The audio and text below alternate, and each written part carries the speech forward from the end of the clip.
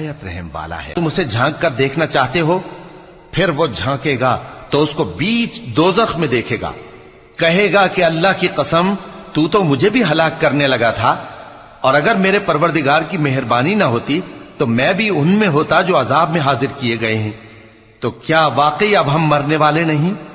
ہاں، جو پہلی بار مرنا تھا سو مر چکے، اور ہمیں عذاب بھی نہیں ہونے کا۔ بے شک یہی تو بڑی کامیابی ہے۔ ایسی ہی نعمتوں کے لیے عمل کرنے والوں کو عمل کرنے چاہیے۔ بھلا یہ مہمانی اچھی ہے یا تھوہر کا درخت؟ ہم نے اس کو ظالموں کے لیے بلا بنایا ہوا ہے۔ وہ ایک درخت ہے کہ جہنم کی تہ میں اگے گا، اس کے خوشے ایسے ہوں گے جیسے شیطانوں کے سر، سو وہ اسی میں سے کھائیں گے اور اسی سے پیٹ بھریں گے۔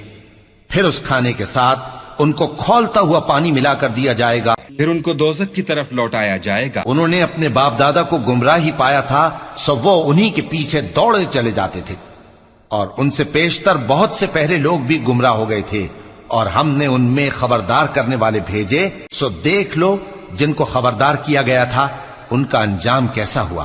ہاں، اللہ کے چنے ہوئے بندوں کا انجام بہت اچھا ہوتا ہے۔ اور ہم کو نوح نے پکارا، سو دیکھ لو کہ ہم دعا کو کیسے اچھے قبول کرنے والے ہیں، اور ہم نے ان کو اور ان کے گھر والوں کو بڑی مصیبت سے نجات دی، اور ان کی اولاد ہی کو ہم نے باقی رہنے والا بنا دیا، اور ہم نے پیچھے آنے والوں میں ان کا ذکر جمیل باقی رکھا، یعنی تمام جہانوں میں کہ نوح پر سلام ہو۔ نیکوکاروں کو ہم ایسا ہی بدلہ دیا کرتے ہیں، بے شک وہ ہمارے مومن بندوں میں سے تھے۔ پھر ہم نے دوسروں کو ڈبو دیا، اور انہی کے پیروں میں ابراہیم تھے، جب وہ اپنے پروردگار کے پاس عیب سے پاک دل لے کر آئے، جب انہوں نے اپنے باپ سے اور اپنی قوم سے کہا کہ تم کن چیزوں کو پوجتے ہو؟ کیوں اپنی طرف سے گھڑ کر اللہ کے سوا اور معبودوں کے طالب ہو؟ بھلا پروردگار عالم کے بارے میں تمہارا کیا خیال ہے؟ تب انہوں نے ستاروں کی طرف ایک نظر کی، پھر کہا میری تو طبیعت ٹھیک نہیں ہے۔ تب وہ لوگ ان سے پیٹ پھیر کر چلے گئے۔ پھر ابراہیم ان کے معبودوں کی طرف متوجہ ہوئے اور کہنے لگے کہ تم کھاتے کیوں نہیں؟ تمہیں کیا ہوا ہے؟ تم بولتے نہیں؟ پھر ان کو داہنے ہاتھ سے مارنا اور توڑنا شروع کیا۔ پھر وہ لوگ ان کے پاس دوڑے ہوئے آئے۔ ابراہیم نے کہا کہ تم ایسی چیزوں کو کیوں پوجتے ہو جن کو خود تراشتے ہو؟ حالانکہ تم کو اور جو تم بناتے ہو اس کو اللہ ہی نے پیدا کیا ہے۔ وہ کہنے لگے کہ اس کے لیے ایک عمارت بناؤ، پھر اس کو آگ کے ڈھیر میں ڈال دو۔ غرض انہوں نے ان کے ساتھ ایک چال چلنی چاہی، اور ہم نے انہی کو زیر کر دیا۔ اور ابراہیم بولے کہ میں اپنے پروردگار کی طرف جانے والا ہوں، وہ مجھے رستہ دکھائے گا۔ اے پروردگار، مجھے اولاد عطا فرما جو سعادت مندوں میں سے ہو۔ تو ہم نے ان کو ایک بردبار لڑکے کی خوشخبری دی۔ جب وہ ان کے ساتھ دوڑ دھوپ کی عمر کو پہنچا تو ابراہیم نے کہا کہ بیٹا، میں خواب میں دیکھتا ہوں کہ گویا تم کو ذبح کر رہا ہوں، تو تم سوچ لو کہ تمہارا کیا ارادہ ہے۔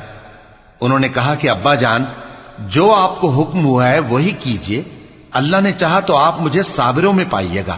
اس طرح جب دونوں نے حکم مان لیا اور باپ نے بیٹے کو ماتھے کے بل لٹا دیا، تو ہم نے ان کو پکارا کہ اے ابراہیم، تم نے خواب کو سچا کر دکھایا۔ ہم نیکوکاروں کو ایسا ہی بدلہ دیا کرتے ہیں، بلا شبہ یہ کھلی آزمائش تھی۔